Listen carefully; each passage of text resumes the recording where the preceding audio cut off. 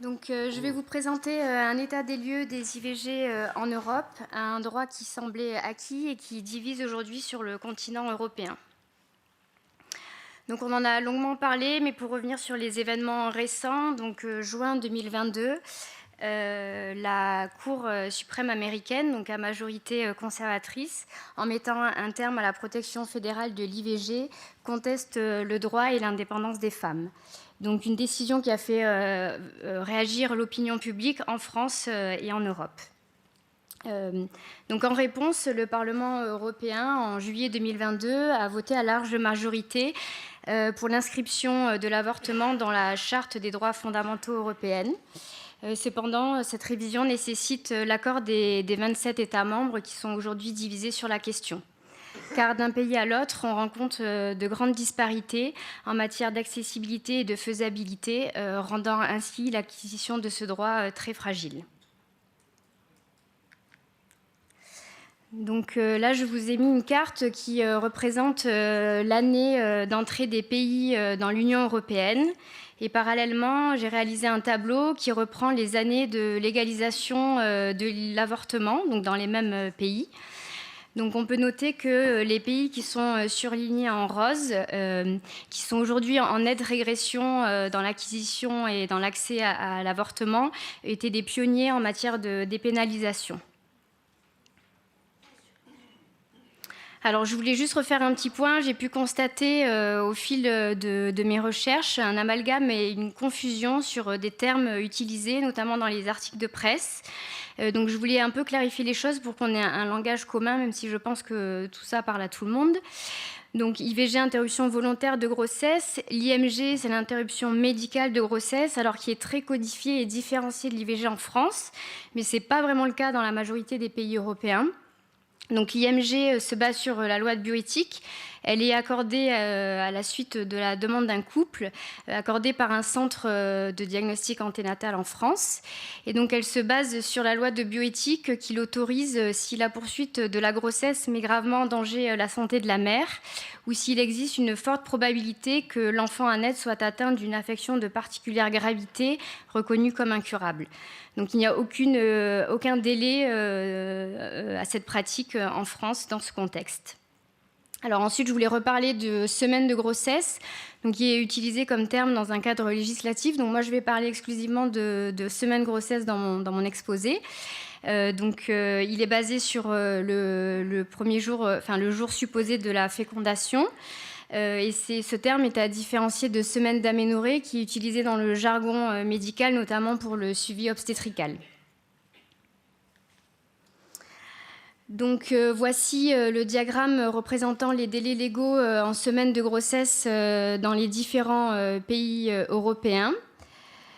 Donc le délai légal va de 10 semaines de grossesse pour les pays en rouge sur le diagramme jusqu'à 22 semaines de grossesse notamment aux Pays-Bas. Et la moyenne des pays se situe à 12 semaines de grossesse.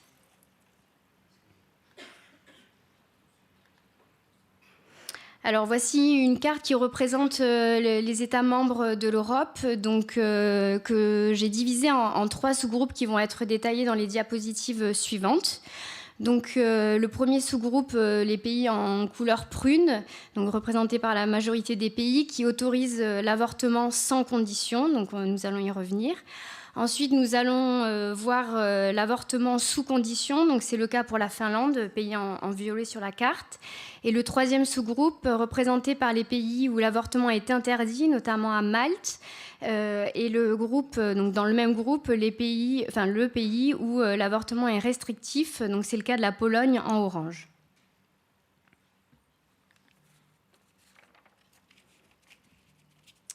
Alors la majorité... je remets la carte. La majorité des pays, 24 pays sur les 27 États membres européens, autorisent l'avortement sans condition. Donc le premier sous-groupe dont je vous ai parlé, donc ça veut dire que les femmes n'ont pas besoin de justificatif pour avoir accès à l'avortement. Mais force est de constater que l'évolution de cette législation est soumise à l'histoire et à la culture de chaque pays. Donc on va parler de quelque chose qu'on connaît bien, c'est le cas de la France. Donc je vais vous faire un rapide rappel historique. Donc la France a dépénalisé l'IVG en 1975 à la suite du manifeste des 343 et du procès de Bobigny, donc, qui mettait en accusation une jeune mineure, Marie-Claire Chevalier, qui avait été accusée par son violeur d'IVG clandestine. En France, ce cas particulier avait remis au centre des débats publics le droit à l'avortement qui a conduit le 17 janvier 1975 à la loi Veil. Donc il faut donc en mettre en lumière ces cas précis qui, à eux seuls, ont permis un renversement législatif et qui ont permis aussi une évolution des consciences. Donc ensuite, la France, je ne vais pas tout détailler, mais a eu une progression en matière d'accessibilité et d'évolution. Mais la crise sanitaire a montré que les conditions d'accès à l'avortement étaient de plus en plus difficiles avec un dépassement des délais légaux. Donc, en réponse à ces difficultés, le Sénat a voté en mars dernier un allongement du délai à 14 semaines de grossesse. Donc, toujours dans le même sous-groupe des pays à avortement sans condition. Donc, je vais juste aborder l'Irlande rapidement. Donc, c'est le dernier pays à avoir dépénalisé l'avortement à la suite du référendum du 25 mai 2018. Donc, depuis, ce pays a essayé de rattraper son retard en essayant d'améliorer l'accessibilité des IVG, en rendant cette pratique gratuite et aussi en permettant aux mineurs de ne plus avoir de consentement parental obligatoire. Alors, dans le deuxième sous-groupe, donc avortement sous condition, donc c'est le cas de la Finlande. La Finlande autorise l'avortement jusqu'à 12 semaines de grossesse dans des conditions de difficultés socio-économiques, de santé ou de minorité. Donc la Finlande a une approche plutôt novatrice puisqu'elle a misé sur l'éducation et la prévention des jeunes générations. Donc en effet, elle utilise des outils pédagogiques, notamment des planches explicatives et utilise aussi des supports télévisés ciblés sur l'éducation des plus jeunes. Donc l'État aussi a une part active puisqu'il a intégré comme option au baccalauréat la matière intitulée Éducation et prévention à la vie affective, relationnelle et sexuelle. Alors, par opposition aux trois exemples que je viens de vous citer, qui font des efforts en matière d'évolution pour l'accès à l'IVG, je vais aborder deux autres pays qui font pourtant partie du même sous-groupe que la France et l'Irlande, mais qui sont en net recul et en grande régression actuellement. Donc, c'est le cas de la Croatie et de la Hongrie. Donc la Croatie, qui a fait parler d'elle cette année, qui avait dépénalisé l'IVG en 1978. Donc elle a fait parler d'elle par le cas très médiatisé de Mirela Kavjeda, donc une femme de 39 ans qui avait souhaité avoir recours à une IVG pour malformation fœtale. Donc elle s'est vue refuser par 4 hôpitaux à Zagreb cette prise en charge, alors que la loi en vigueur l'autorise après 10 semaines de grossesse dans ce contexte. Donc c'est dans ce flou législatif et dans toutes ces contradictions qu'elle a préféré se faire prendre en charge en Slovénie, même si le gouvernement croate avait finalement autorisé l'IVG.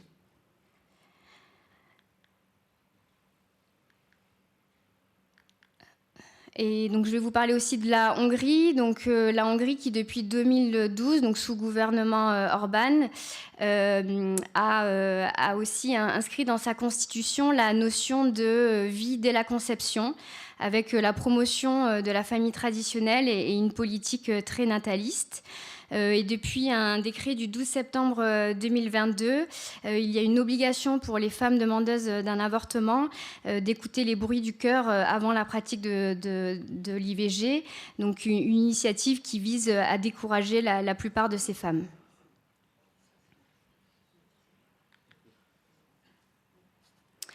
Donc, dans le troisième sous-groupe, c'est le groupe où les pays interdisent l'avortement. Donc, c'est le cas de Malte, où l'avortement est illégal, avec les médecins encourent 4 ans de prison et l'interdiction d'exercice s'ils pratiquent des IVG, et les femmes demandeuses encourent également 4 ans de prison. Et dans le même groupe, je vais parler donc de la Pologne qui est en nette régression avec depuis octobre 2020 une interdiction de pratiquer des IVG dans le cadre de malformations fétales qui représentaient 90% des motifs d'IVG dans le pays. Donc je vais vous montrer un documentaire qui explique un petit peu la situation en Pologne. Donc si ça fonctionne. Devant le tribunal constitutionnel à Varsovie, des centaines de manifestants pro-avortement se sont donné le mot. L'arrêt interdisant l'IVG en cas de malformation du fœtus vient d'être publié au journal officiel. Avec effet immédiat, a précisé le gouvernement conservateur qui a dû réformer le tribunal il y a quelques mois pour obtenir victoire. Les défenseurs de la liberté de choix et l'opposition dénoncent une guerre contre les femmes. La déclaration de la présidente du tribunal constitutionnel ne change rien. Nous savons qu'il y aura probablement des médecins lâches qui vous diront que la loi a changé, qui essaieront de refuser de la pratiquer. Nous vous poursuivrons en justice si vous avez perdu la mémoire. La réalité, c'est que l'avortement est désormais pratiquement interdit en Pologne au nom de l'inconstitutionnalité déclarée de l'interruption de la vie, et ce à 3 exceptions près, en cas de viol, d'inceste ou lorsque la vie de la mère est en danger. C'est oublier nos droits, rappellent de nombreuses Polonaises. Je veux que l'on puisse exercer le droit de choisir pour nous-mêmes. Il faut reprendre les manifestations. C'est la seule façon de prouver à ceux qui nous gouvernent qu'on n'est pas fatigués, qu'on ne manque pas d'énergie et qu'on est tous unis, quel que soit notre âge. Pour elle, comme pour d'autres, le combat continue. Après cette décision du tribunal, de plus en plus de femmes et de plus en plus de gens vont quitter la Pologne, non pas pour des raisons économiques, comme ça va plutôt bien, mais à cause des droits de l'homme. L'Union européenne ne fait rien pour nous aider, déplore la jeune femme. La Pologne compte moins de 2000 avortements légaux par an et 200 000 avortements pratiqués illégalement ou à l'étranger, selon les organisations féministes.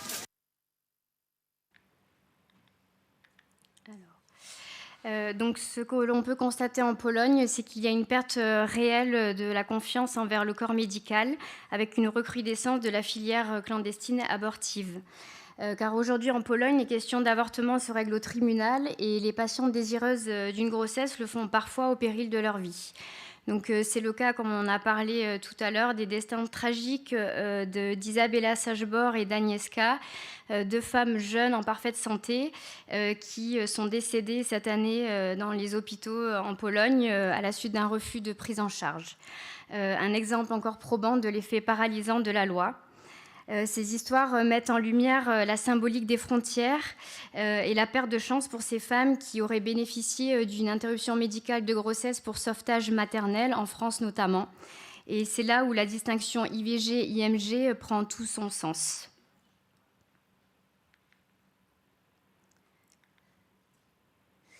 Alors, pour répondre à cette préoccupante désescalade d'accès à l'IVG en Pologne, Robert Biedron, qui est le président de la Commission du droit des femmes et de l'égalité, a pris la parole le 17 novembre dernier.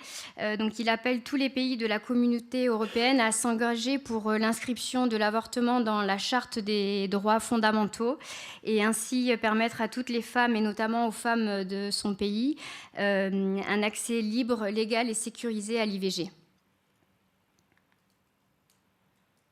Alors, je vais vous parler de mon expérience en Roumanie en juillet 2022. L'association Action Santé Femmes a envoyé un binôme médecin-sage-femme en Roumanie pour consulter les réfugiés ukrainiennes et aussi permettre de créer des liens et des contacts avec les structures locales. Donc je me suis rendue dans une maternité de Bucarest, la maternité Polizou, où j'ai essayé de discuter de ce sujet avec les médecins locaux et je me suis heurtée à des personnes qui n'avaient absolument pas envie de répondre à mes questions et où le dialogue était impossible. Donc de quoi évidemment rendre les choses très difficiles pour ces femmes, avec notamment des prises en charge incomplètes, une désinformation, un parcours de soins très difficile et la multiplication des intervenants. Pourtant, l'IVG est autorisée en Roumanie, donc jusqu'à 14 semaines de grossesse, mais la réalité est tout autre. Donc, comme le montre cette étude qui a été réalisée par l'association Centrulfilia, donc, que j'ai rencontrée sur place et qui a mené une étude dans 171 hôpitaux en Roumanie entre janvier et mai 2021. Donc, après l'interrogatoire de ces principaux centres, elle retrouve que plus la moitié des hôpitaux ne pratiquent pas l'IVG. 59 hôpitaux pratiquent donc ça sur la figure, donc c'est les icônes en jaune. 9 pratiquent des IVG médicamenteuses. Après interrogatoire des médecins, 34% d'entre eux disent pratiquer l'avortement, mais les réponses officielles diffèrent grandement de la réalité. Les causes évoquées par les médecins sont des causes éthiques, morales, religieuses ou liées à la crise sanitaire. Alors juste à titre informatif, une IVG en Roumanie coûte environ 200 € dans un secteur public contre 900 € en moyenne en privé. Le salaire moyen en Roumanie est de 309 € et la contraception est évaluée en moyenne à 120 € par mois.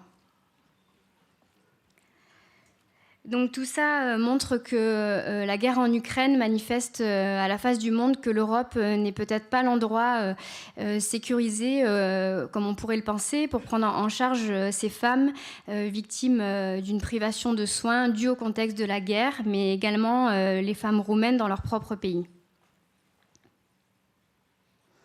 Donc, en réponse à tout ça, les associations locales se sont mobilisées et ont rédigé en novembre dernier une lettre ouverte au ministère roumain. Donc, leurs demandes sont claires, garantir l'accessibilité à l'IVG, garantir un parcours de soins adapté et faire en sorte que l'IVG soit pris en charge par l'assurance maladie locale. Donc là, je vais vous présenter une carte qui a été réalisée par l'IPPF, qui est la Fédération internationale des plannings familiaux, et qui reprend en gros la progressivité des différents pays européens en 2021 sur l'accès à l'avortement. Donc les pays en vert sont les pays les mieux notés sur ce score. Et donc là, je vous remontre un diagramme qui représente les différents scores en fonction des pays. Et donc, une analyse approfondie montre que 31 pays n'incluent pas l'IVG dans une prise en charge de couverture maladie. 19 pays exposent les femmes à des exigences médicales inutiles, notamment écouter les bruits du cœur avant la pratique de l'IVG. 16 pays réglementent l'IVG par le code pénal. 24 pays autorisent la clause de conscience basée sur des convictions personnelles et religieuses. Et pour finir, 18 pays ne fournissent pas une information claire et un parcours de soins adapté. Donc, parallèlement, l'IPPF a réalisé aussi une étude sur l'accès à la contraception dans les mêmes pays et a réalisé un score similaire.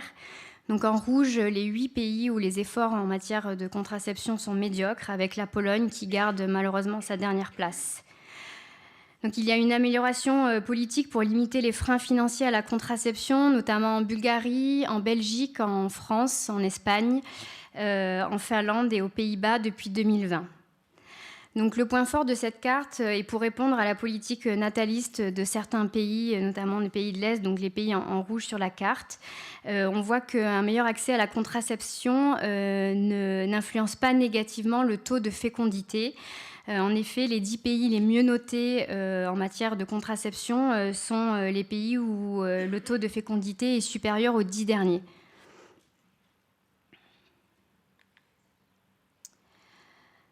Donc voici une diapositive qui reprend tous les freins et obstacles à l'IVG en France et en Europe. Malheureusement, la problématique, c'est qu'il n'existe peu ou pas de mesures compensatrices. Donc, je vais prendre l'exemple de la clause de conscience, même si on l'a déjà abordé, donc qui touche le corps médical. Donc, les médecins ont un droit de veto quant à la pratique de l'interruption volontaire de grossesse.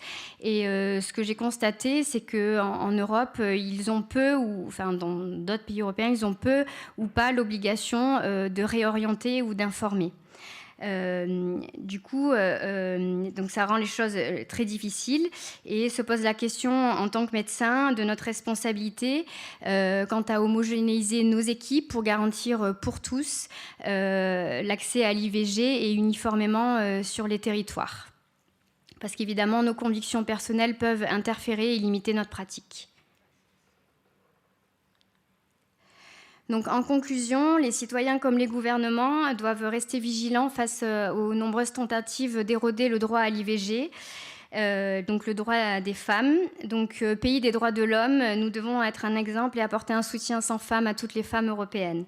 Donc, notre action doit s'exercer à plusieurs niveaux. Donc, le premier niveau, l'éducation et la prévention.